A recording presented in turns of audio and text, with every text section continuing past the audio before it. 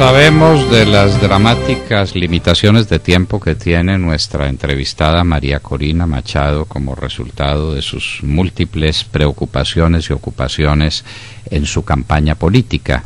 Y desde luego vamos a respetar esas limitaciones. Doña María Corina Machado, buenos días. Qué gusto saludarle, doctor Londoño. La verdad es que estoy muy agradecida porque usted ha sido de las personas que ha confiado en Venezuela, ha confiado en la vocación democrática y en la dignidad de los venezolanos, y en lo personal siempre he sentido su confianza y su respaldo. Así que muy agradecida y un placer saludarle. Y lo tiene, y el sueño nuestro es que Venezuela despierte a un nuevo Estado democrático con una persona tan atractiva que le tiene que decir tanto al pueblo venezolano como María Corina Machado. María Corina, cuéntenos una cosa, ¿cómo van a ser las elecciones del mes de febrero, me parece, en las que la oposición va a elegir un candidato único con el compromiso de todos de apoyar ese que tenga el mayor número de votos en esas elecciones? El 12 de febrero es una fecha histórica, es un evento inédito. Todos los actores de los distintos partidos han escuchado las voces de los ciudadanos, porque las primarias, la elección amplia y participativa de nuestros candidatos a alcalde, a gobernador y a presidente será hecha por la gente, no impuesta por una voz, por una mano o por un dedo. De modo que eso tiene a Venezuela muy movilizada y consciente del contraste que representa frente a la forma de actuar y de imponer que tiene el régimen actual. Así que vamos a participar un grupo de hombres, yo soy la única mujer, con distintas trayectorias, con distintas experiencias, con distintas visiones y con distintas propuestas, porque la democracia es eso, contraste, diferencia, debate, diálogo, para escoger aquella persona que mejor represente y defienda los valores y los anhelos del pueblo de Venezuela. Con el compromiso solemne de que quien resulte con el mayor número de votos será apoyado por todos los demás, es decir, que la oposición venezolana esta vez sí estará unida y firme. Absolutamente, como estuvimos el 26 de septiembre pasado y demostramos, contrario a lo que la mayoría creía dentro y fuera del país, de que era imposible detener el atropello, el abuso, superar los obstáculos, superar el ventajismo que existe, porque de aquí hay que llamar las cosas por su nombre. Los venezolanos estamos cansados de que nos engañen y que pretendan subestimar la inteligencia y el sentido común de toda la gente. Este es un proceso lleno de obstáculos. El Consejo Nacional Electoral es sumiso al Ejecutivo, ha tolerado y permitido toda clase de abusos, pero aún así los venezolanos unidos, formados, organizados y con la convicción de que estamos viviendo el momento más decisivo de nuestras vidas, que escogeremos y decidiremos sobre nuestro futuro, pero también sobre el de nuestros hijos y sobre nuestros nietos, que también se está jugando el futuro de América Latina, no es solamente el de Venezuela.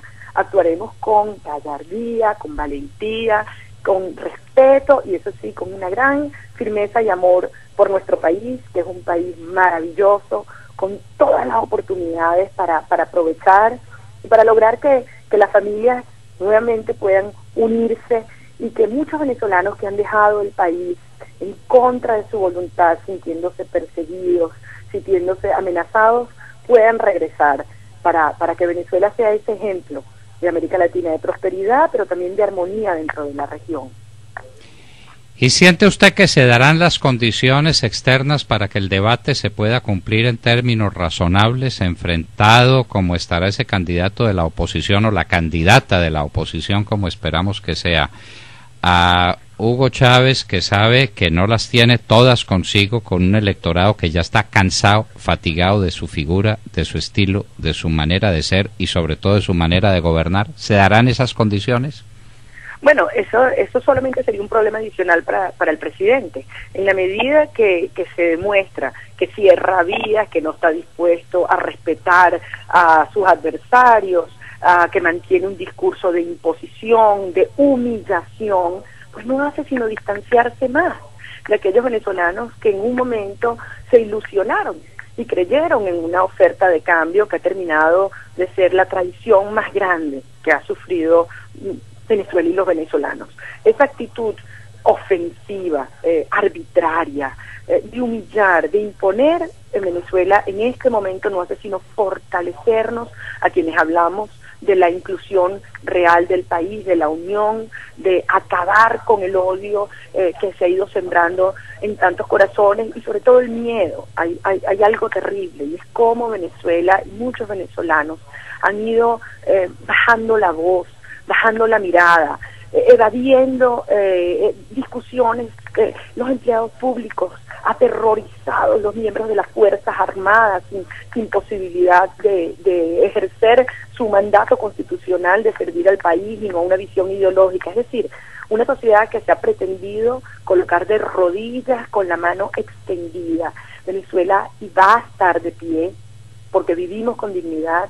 Venezuela vamos a mirar de frente porque erradicamos el miedo y sobre todo vamos a sí extender la mano, pero para cobijar, proteger y ayudarnos unos a otros. Esa es la Venezuela que hemos decidido construir y no hay hombre que pueda en este momento detener, y mucho menos el 2 de diciembre del 2012, esa voluntad firme del pueblo de Venezuela de transformar y de ser un ejemplo para América Latina. Nosotros estamos conscientes que en los últimos años Venezuela ha sido un factor de distorsión, de tensión, de enfrentamiento, cuando nuestra vocación es ser más bien un facilitador, un elemento de armonía y de respeto en la región.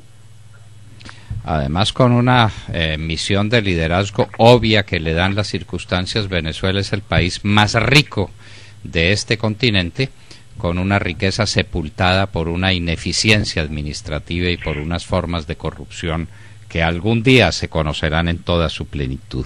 Sí, doctor, María Corina. La riqueza mayor es la gente, somos los venezolanos. Y eso es importante recordarlo, un pueblo bueno, decente, noble, orgulloso, dispuesto a trabajar y a trabajar de la mano con ustedes, nuestros hermanos colombianos, porque no solamente tenemos una historia común, pero sobre todo tenemos un futuro esplendoroso por delante, pero solo si Venezuela está bien, Colombia podrá estarlo también. No hay duda sobre eso y aquí hemos recibido con los brazos abiertos a muchos venezolanos que han venido a resguardarse de las presiones, de los odios, de esos sentimientos tan negativos en que se han expresado en una política de división, en una política de exclusión y de rompimiento de la unidad y de la armonía social. Aquí los hemos recibido y no les dé las malas ideas de que se devuelvan todos para Venezuela. Déjenlos que aquí ya han hecho su casa, han hecho su vida. Déjenlos que aquí lo necesitamos. Desde aquí también pueden seguir, desde Colombia también pueden seguir trabajando por Venezuela. María Corina, díganos cuándo sabremos cuál es la lista de candidatos que el 12 de febrero se van a disputar el derecho a ser el candidato único de la oposición venezolana. ¿Cuándo se cerrará esa inscripción? Bueno, yo no puedo hablar por quienes legítimamente tienen ideas o propuestas o aspiraciones de participar, pero el proceso implica un registro definitivo en el mes de noviembre, así que por delante tendremos unos meses apasionantes de recorrer el país con debates, con diálogo, con propuestas, con ideas, con organización. Yo tengo una agenda de recorrer todo mi país. Todos los días recibo invitaciones de distintas comunidades para conocer sus problemas, para compartir propuestas, anhelos, proyectos. Así que vendrán unos meses realmente estimulantes y críticos para el futuro del país. Y yo soy profundamente optimista. Venezuela entonces, en noviembre ya estarán todos registrados. Absolutamente. Y el 12 de febrero elegiremos a la persona que será el nuevo presidente de Venezuela. Ese 12 de febrero será, usted lo dijo, una fecha histórica para Venezuela y para este continente. Candidato único de la oposición para enfrentar al dictador venezolano, a Hugo Chávez, y sobre todo para enfrentar una manera de vivir que no es la manera tradicional como los venezolanos vivían, enfrentaban sus problemas y sabían resolverlos. María Corina Machado, no la demoro más porque entonces nos toma miedo y no nos vuelve a pasar al teléfono y eso sería lo peor que nos ocurriera. Muchísimas gracias por su gentileza y atienda sus asuntos. Muchísimas gracias, doctor. Un abrazo. María Corina Machado, ¿cómo les parece esta candidata para presidenta de Venezuela? Sí, no, la apuesta más interesante, mujer, emprendedora, seria, conocedora de la situación de Venezuela. Si no es Chávez, ¿quién? Nos preguntábamos siempre y ahora parece haber una respuesta contundente.